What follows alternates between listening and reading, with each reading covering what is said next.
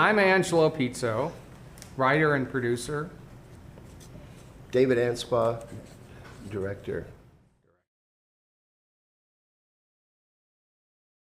For two guys who had never done a movie before, to get a movie with this subject matter, we were too naive to know that we couldn't do it. And the fact that it's had this kind of life, Well, to think that there are probably around 100,000 screenplays registered at the Writers Guild every year will give you the beginning of the odds. And about 300 movies made out of those screenplays. And I thought that this was the kind of movie that maybe at the end of my career that I earned enough credits that someone would, might get a chance to do it. And that notion was validated when I gave it to my agent, and he read it. He said, "It's a nice little piece, but it's nobody's gonna care. Nobody in this town will make this movie." Yeah. And he suggested, "Why don't you go back and do you know any wealthy people in Indiana? Maybe it's for them."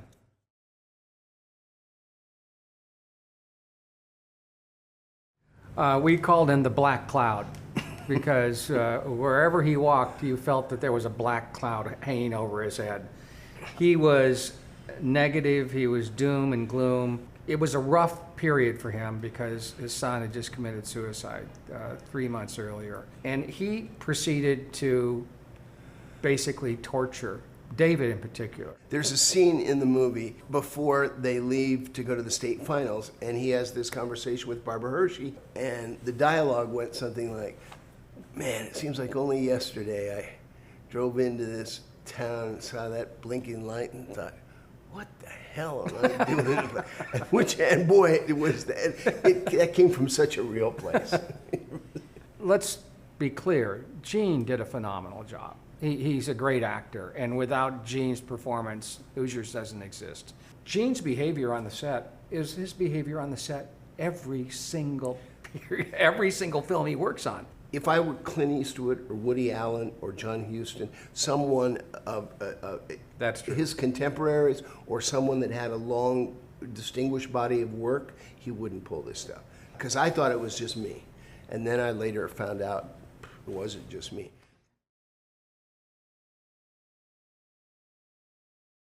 We shot 6-day weeks. So the one day on Sunday, it was just not enough time to Recharge gather the batteries. Yeah.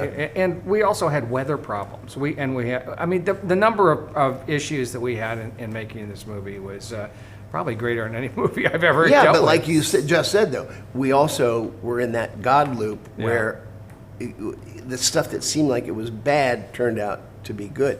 The thing that David's talking about, I think that was so important, is the crew and the cast, 90% or more were from Indiana, coalesced, and we were almost on a mission. Not just to make this movie because things were tough and two Indiana guys, but it was about Indiana. I mean, this was about community. This is my identity. This is about a sense of place and a sense of who they were and how they were going to be seen in the world. So it meant more than just coming up, pulling some wires and collecting a paycheck. And you felt that. Everybody felt that. Oh, yeah. It was was a grand mission. We had so many volunteers and people that sat for hours and hours in the gymnasiums for no money or a free lunch, or in some cases, people that had to bring their own lunches. And I remember David Nichols, our art director, he had an army of kids, volunteers, painting signs and doing all this stuff, and fell in love with the piece.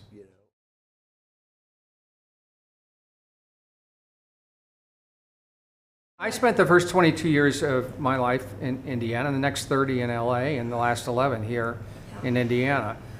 My time in LA, I never felt like a Los Angelino or a Californian. I was always a Hoosier. If you live in the Southern California region, Los Angeles region, there's really no sense of community. There's no rootedness. People are constantly moving, coming, going, and certainly the community of the film community is constantly reshuffling the deck all the time too. So, but because I never re-rooted, I was always an Indiana person. The time I was lucky enough to go over with a bunch of American films, and we would be invited, those of us, there were writers, directors, actors, all kinds of people that were involved in these films in one way or another, and we would go and we would speak afterwards. I would always take questions, you know, a certain number from the crowd, and this little old lady, it was the last question, you know, and she gets up and she said, you know, I live 300 miles outside of Moscow. She said, I've never seen a basketball game in my life until, you know, what I saw tonight. She said, I don't understand the game, I don't know the rules or anything. But she said, we play soccer, you know, football in our small towns, and we play other small towns. But she said, I knew every character in your movie. So she said, I hope that people in your country, in the United States, understand the sort of common bond, the commonality of the spirit of that. It's too bad that we don't have a better understanding of that, you know, because she said you totally captured it. It didn't matter what the sport was. See, it's you know, really the socio-cultural importance of basketball and the state of Indiana. These small farming towns weren't big enough to field football teams. And in the winter, there needed to be an activity that was inside that people could bring everybody together in the community. These teams became representative of what those towns are all about. Yeah, they were the standard bearers. You know, every culture has the person on the horse carrying the flag of their town. Well, the funny thing about our kind of friendship, and we did meet we were in the same fraternity, and we kind of left at the same time, which was about a year after that. And we bonded over movies in many respects, and end up being roommates for a semester. And then he left to go to Aspen. And I was still going to school for another year, and then I finished mid-year, and I followed him to Aspen, and we ended up rooming together, and I skied a season there. Then I left to go to USC Film School, and a year later he followed me to the USC Film School.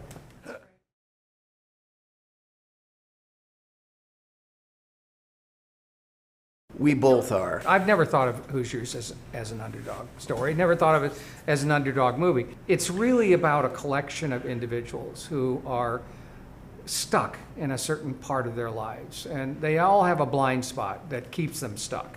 And each one of them, through the vision or the help or just the proximity of others, allow them to get unstuck and move forward.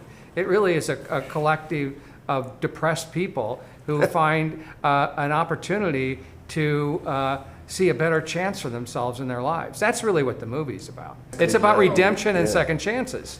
And the underdog part of it, it's just at that team.